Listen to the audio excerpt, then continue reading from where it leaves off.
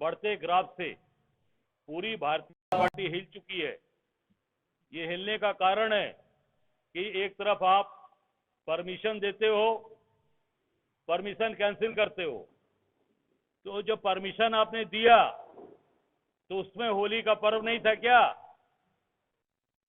आज परमिशन आपने कैंसिल किया, कहा बताया उन्होंने कि होली के कारण हम निरस्त कर रहे हैं। अरे होली तो जब आप परमिशन दिए आज 1 तारीख की, तो 4 तारीख को तो होली है, रिकॉर्ड में है कि घटभट तो गया नहीं डेट। इससे साबित होता है कि घबराहट के कारण आपने उस परमिशन को निरस्त किया, और ये इनकी कार्यप्रणाली को दर्शाता है। पूरे उत्तर प्रदेश के अंदर हर जगह, अभी हमने 17 तारीख को विधानसभा का घेराव किया, हमारे एक एक कार्यकर्ताओं को पूरे जिले में, 75 जिले में, उनके घरों पर, उनके एक जगह तो हमारा जिला अध्यक्ष अपने दादा के क्रिमेशन में गया हुआ था, हरदोई में, वो घाट पे था, उसका छोटा भाई जज है, वो वहां पर गया था, और वहां पर पुलिस पहुंच गई, घाट पे पहुंच गई कि नहीं आप यहां से, आप घाट पे उनको रोक रही है, जहां वो अपने दादा की लाश जला रहा है। और जब जज, उसके भाई ने उसमें इंटरफेयर किया, तब जाकर वहां से पुलिस हटी और उसको आने नहीं दिया, रोक दिया गया। ये घबराहट है इनकी, और पूरी तरीके से ये सरकार केवल और केवल दमन करके, डराकर, मुकदमे लिखकर, लाठी चलवाकर, गोली चलवाकर रोकना चाहती है, बुलडोजर से रोकना चाहती है। पर वो आवाज दबने वाली अब नहीं है। हमारे एक एक साथी, एक एक लोग, हम लोग कटिबद्ध हैं, सर पर कफन बांध कर निकले हैं कि निश्चित तौर से इनको हम यहां से, इनकी पूरी तरीके से विदाई करके ही बैठेंगे, उखाड़ कर फेंकेंगे। आज देख सकते हैं कि सबसे जो महत्वपूर्ण योजना हमारी थी, जो सबसे बड़ा एक गरीबों का आधार रहा, हमारा मनरेगा, उसके बारे में इस सरकार ने बड़ी बड़ी बातें कही कि कांग्रेस उसका विरोध कर रही है, नाम बदला गया, और तमाम तरीके से उसने बड़ी बड़ी बातें कही। पर आज आप देख सकते हैं कि 4 तारीख को होली है, आज 1 तारीख हो गया, अभी तक मनरेगा के जो मजदूर, जो उसमें काम करने वाले लोग, उनका करोड़ों रुपया बाकी है, अभी तक उनको दिया नहीं गया। ये सरकार झूठ बोलती है और गरीबों का शोषण करती है, गरीबों को पूरी तरीके से बर्बाद करना चाहती है। विशेष रूप से जो लोग मनरेगा में काम किए, उनकी मजदूरी, उनके हक अधिकार को पूरी तरीके से सरकार ने दबाने का काम किया, और पूरी तरीके से इस जो हमारी ये मनरेगा सबसे बड़ी दुनिया की योजना थी, उसको समाप्त करने का काम किया है। इतनी बड़ी धनराशि बाकी है भी, और अभी तक केवल नाम की चर्चा और नाम की बात करती है ये भाजपा की सरकार। और जो मुख्यमंत्री ने घोषणाएं की हैं, उसका भी इनके पास कोई जवाब नहीं है। आप देख सकते हैं कि इन्होंने एक घोषणा की थी मुख्यमंत्री ने, ये, और अभी तक उसका इनका जवाब आया है कि ये 2021 में मनरेगा कर्मियों को जॉब कार्ड में ग्राम विकास के अधिकारियों को जोड़ा जा रहा है, और अभी तक उसमें चिकित्सा है, आकस्मिक अवकाश है, और तमाम बातें इन्होंने घोषणा की थी योगी जी ने, और उसका यह जवाब आया है 2026 में कि इस विषय में माननीय मुख्यमंत्री जी की घोषणा विषय कोई पत्र कार्यालय को प्राप्त नहीं हुआ है। ये रिकॉर्ड में है। अरुण कुमार सिंह, उपायुक्त मनरेगा ग्राम विकास, ये आरटीआई के तहत आया है। ये पूरी तरीके से केवल और केवल उनको, गरीबों को खत्म करना, और मनरेगा जो कांग्रेस की दुनिया की सबसे बड़ी योजना थी, उसको खत्म करना है। त्योहार है, अभी योगी जी ने कहा कि सारे लोगों की तनख्वाह हम होली के पहले ही दे देंगे।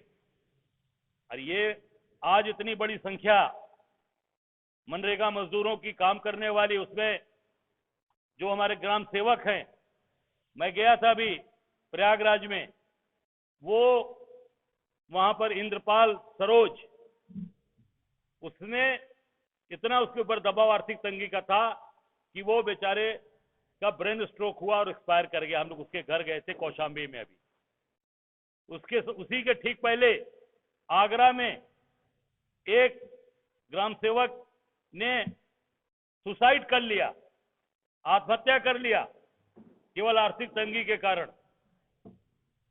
देख सकते हैं आप, ये सरकार चला रहे।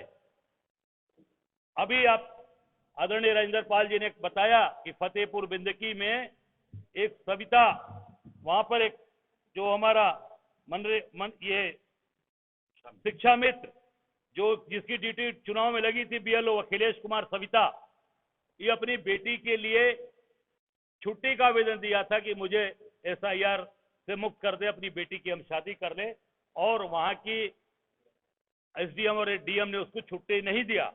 और आप देख सकते हैं कि उसके पॉकेट से जो सुसाइड नोट रिकॉर्ड में मिला है, उसमें लिखा है कि एसआईआर 2026 जीवन मुक्ति का टाइटल लिखा हुआ है कि हम जीवन मुक्ति चाहते हैं। आप सोच सकते हैं कि क्या स्थिति बन चुकी है प्रदेश के अंदर। पूरी तरीके से इन सब चीजों को इन्होंने बर्बाद कर दिया और केवल झूठी बातें और बड़ी बड़ी बात करना। जापान गए, सिंगापुर गए, करोड़ों रुपया खर्चा कर आ गए, अभी तक वहां से कोई भी इन्वेस्टमेंट हमारे प्रदेश के अंदर नहीं आया। इसके पहले भी इनके कई मंत्री, सुरेश खन्ना जी से लेकर नंद गोपाल नंदी, ये सब पहले जा चुके अधिकारी, कई बार डेलीगेशन गया जापान, पर अभी तक उत्तर प्रदेश में कोई इन्वेस्टमेंट नहीं आया, क्योंकि चुनाव सामने है। चुनाव में जनता को कैसे बेवकूफ बनाना है, ठगना है, उसमें ये लोग पूरी तरीके से काम करने में माहिर हैं, जनता को ठगने में माहिर है। पर अब जनता जाग चुकी है, अब इनका ठगने का समय नहीं है।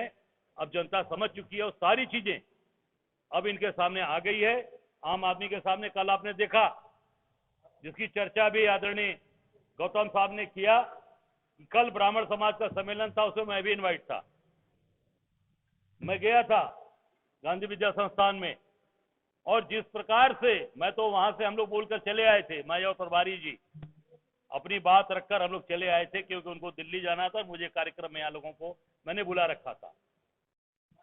जब डिप्टी सीएम बोलने गए, पूर्व डिप्टी सीएम दिनेश शर्मा, खुले तौर पे वहां पर ब्राह्मण समाज ने उनको वहां पर मजबूर किया और वो वहां से मंच छोड़कर भाग गए। बाद में डिप्टी सीएम वर्तमान के गए ब्रजेश पाठक, वो भी झूठी बात कर कर लोगों को केवल गुमराह कर वहां से भाग लिए। कोई साफ बात, कोई स्पष्ट बात नहीं कर पाए। क्यों? क्योंकि केवल जनता को ठगना, बेवकूफ बनाना, ये इनके पूरी तरीके से इनके कार्य है, और उसके तहत ये इन्होंने आम जनता को केवल और केवल लोगों को ठगने का काम किया। और आपको स्पष्ट मैं कहना चाहूंगा कि अगर ये मनरेगा के मजदूरों का, मनरेगा के जो उसमें काम करने वाले उसमें सुपरवाइजर हैं, उनका अगर ये 10 दिन के अंदर पेमेंट नहीं करेंगे, तो हम निश्चित तौर से 75 जिले में हम इस पे धरना प्रदर्शन और उनका जो पैसा है उसको भुगतान के लिए हम पूरे प्रदेश के अंदर धरना प्रदर्शन करेंगे, और जिस सरकार को बाध्य करेंगे कि उन मनरेगा मजदूरों के, उन मनरेगा से संबंधित जो भी हमारे उसमें काम करने वाले लोग हैं, उनका भुगतान ये पेमेंट करें। ये निश्चित तौर से हम आज यहाँ घोषणा करते हैं, और ये हम करेंगे 10 दिन के अंदर, अगर सरकार ने उनका पेमेंट नहीं किया तो। धन्यवाद।